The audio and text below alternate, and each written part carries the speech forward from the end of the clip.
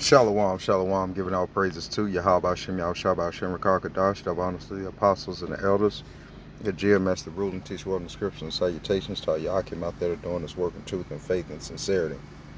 What we have today is, this more than likely came out about maybe 20 hours ago about the federal agents. The title is Federal Agents in Cities. It's not about public safety, it's about scaring people. So, we just have a little rhetoric that's going on, and people are waking up in the world, and everything's due to the Lord waking the people up in the world as to, this whole pandemic thing. And so I'm going to let this play, a little willing. This lesson is edifying. Well, listen, not for Rahm, obviously, because if he didn't do them, he'd be criticized for not doing them. And if he does do them, then it's called spin. Now, the fact of the matter is the president made good, smart moves this week, which I think will improve not only conditions in the country, most importantly, for dealing with the coronavirus, but also will improve his electoral chances. And when we were within 100 days of an election, George, both are on the table. I think the president had a good week this week and very little coverage of what he did on drug pricing through his executive orders. That's going to have a real impact for drug costs for people going forward, especially for seniors. But in the end, we're 100 days away from an election. Everything will be seen through the prism of that. And as Nate just talked about, coronavirus is going to be, if not the most important issue, one of two most important issues along with the economy. And so the president is addressing that. And I think he's going to need to continue to do that in the ways that we saw this week for the country to improve and for his chances to improve. Sarah Fagan, one of the things we also saw this week is, and I talked to Mark Meadows about the negotiations going on over the economic stimulus package and extending unemployment benefits. As the president's poll numbers dropped, you've seen a lot of Republican senators especially start to balk a little bit at what the president has been calling for, including he had to drop his plan for a payroll tax cut. Yeah, I think, look, the old adage that good policy is good politics, I think probably never rings more true than in this stimulus debate. The late Lee Atwater said, be for what's going to happen. There's going to be a stimulus package. Republicans should be for it. They should be for reasonable insurance. There's been talk about moving from $600 extra dollars to $200. Maybe it falls in between there. But the country's got to do something. COVID is still raging. People are still out of work. And Republican senators, I think, and the White House are going to have to champion a package. And if one of the things you're seeing, though, even in the face of all this, the president is out tweeting this morning about how he has higher enthusiasm among his base than Joe Biden has among his base. Of course, you work with progressives across the spectrum who took on Joe Biden during the primaries. Has he done enough to solve that problem? I think at this stage of the game, we really need to be talking not about polling, but about planning. And so when you're 100 days out, talk to me about how many voters you've engaged. Talk to me about how many voters you talked to about their plan to vote in the midst of COVID. Talk to me about the number of people who are talking to their church members, talking to their neighbors, talking to their family members about voting and making sure every single one of those people are voting. And so, yes, I think there's some optimism around polling, but we know what that looks like. We've seen that happen in 2016. It did not pan out ultimately on Election Day. And we didn't have a pandemic, which, Sarah was talking about rent. We need to talk about how we might have displacement as a result of people not being able to pay their rent and being evicted. That all affects your registration and your ability to vote if we vote by mail. So these are all things that I would love for the Biden campaign and certainly to team up with progressives to make sure that we do the grassroots work to make sure that every single Democratic voter, including progressives, including voters who don't traditionally vote, have the tools to vote, despite the fact that I do think that they don't see necessarily their issues presented in this particular candidate. And Chris Christie, one of the things we're also seeing from the president, he's tweeted on this morning as well, continuing this law and order theme. Saw the riots in Portland and Seattle overnight, federal agents being sent to other cities as well. Can that work for an incumbent president? Well, first of all, this is Revelation chapter 18, verse 7.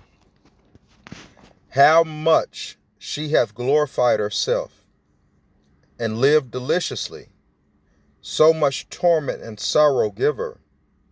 For she saith in her heart, I sit a queen, and am no widow, and shall see no sorrow. Therefore shall her plagues come in one day, death and mourning and famine, and she shall be utterly burned with fire. For strong is the Lord Yahweh who judgeth her.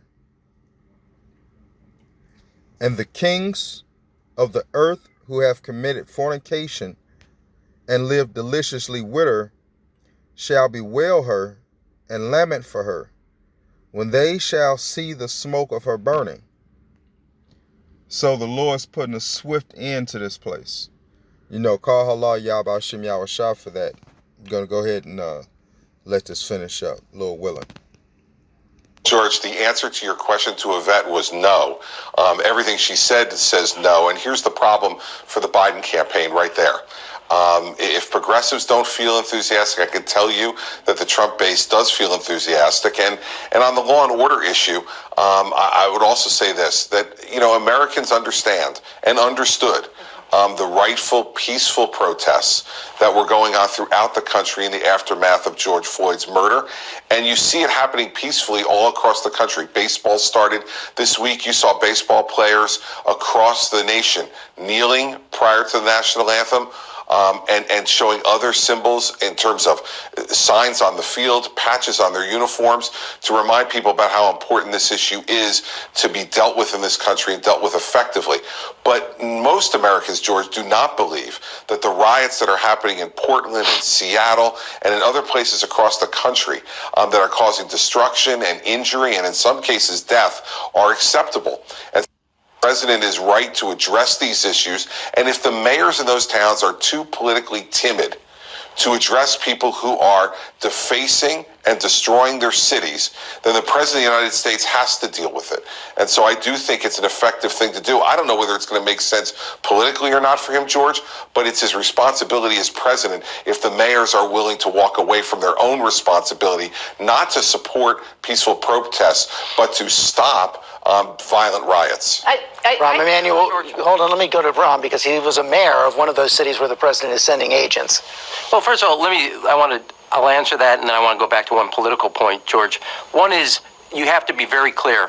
The police and the superintendent of that police department are in charge, because the federal operation undermines community policing. If they're in coordination with the local police department and the police department's in charge, that's one aspect of how to deal with crime, or in the situation of Portland, Seattle, destruction of federal property. Second is, I think it's a bit ironic for the administration on 2 points. One is they're holding back burn grants for police departments across the United States for the last 3 years, and now to say all of a sudden they're for public safety and for law and order is a bit ironic. Second is, I don't understand the Republicans. Somehow wearing a mask is an infringement on your personal liberties and freedoms, but sending in paramilitary troops uphold American values. That will never work. Calling now, them wait, hold on. For the other thing on politics, we have two very big points here, George.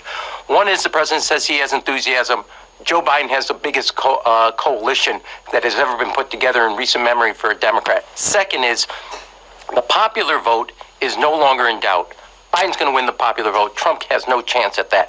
The question is the electoral vote. And if you look at the states where that is, Biden's also building a very broad metropolitan majority between the suburban and urban efforts. And what he's trying to do out west is break up that suburban-urban coalition and try to lure suburban voters away. And it's not working because his reaction is actually pushing suburban voters into the Democratic column. I think calling them paramilitary is sort of insulting, Rahm.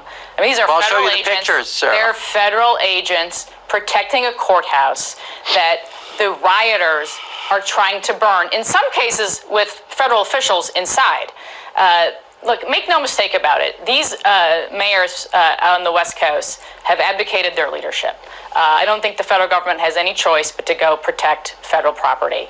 I do agree, though, that the election is going to hinge on COVID. So while the president is doing his rightful responsibility, and the country supports him in this, it is very, very important for the Trump campaign to focus on the things that the president and the administration have done well relative to COVID. And if you go back to March, when he instituted the Protection Act, and General Motors is producing ventilators, and the country has come together in public-private ways to produce face masks, we aren't having conversations right now. Well, yes, cases are going up. We are not having conversations right now about no ventilators, about no face masks, about no PPE for the most part.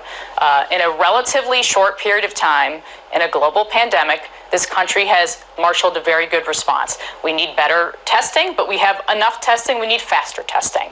And so those are the things I think the Trump administration should be talking about, because that is where Americans are going to be placing their votes based. Now, please understand that this is a very wicked and sinful kingdom.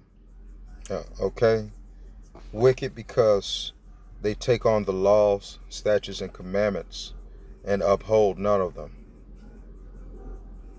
These Edomites are going to pay dearly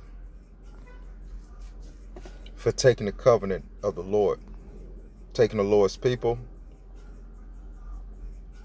and just all, manners of atrocities against the children of Israel. You Negroes, Latinos, and Native Americans. Okay?